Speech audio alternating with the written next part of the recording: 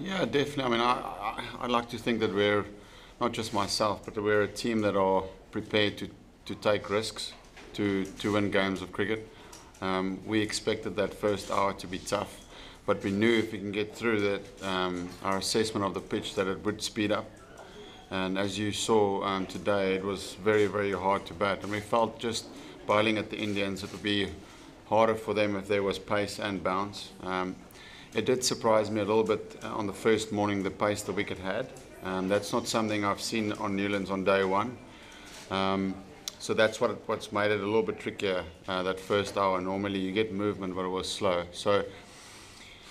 But once again, to give the groundsman credit, we asked for a pitch that had pace and bounce and a little bit of seam movement. And I think that was a great game or contest between bat and bowl. So I think India will be the first to say as well that it wasn't a ridiculously sporting wicket. Once you got in on that wicket, there were some opportunities to score.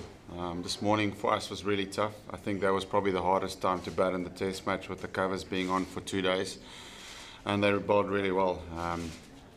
But especially the bowlers today, they bowled on a pretty good wicket. The way they got wickets, and especially Vern, was an amazing effort.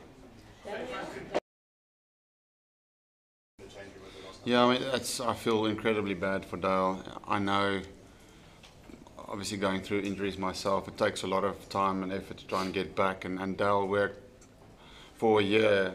I mean, he was challenged through periods where he started and then got injured again and started and got injured again. So it was great to see Dale, like he didn't go anywhere, that he's back to his best. Standing at slip, we felt like he could nick guys off at any time. So you were just happy to see Dale staying back on the park, and it's a huge setback for him. Luckily, it's not his shoulder again. Obviously, the foot or the injury that he has is something that you probably can get over a lot quicker, and we're looking forward to bringing him back into the fold when he's fit again.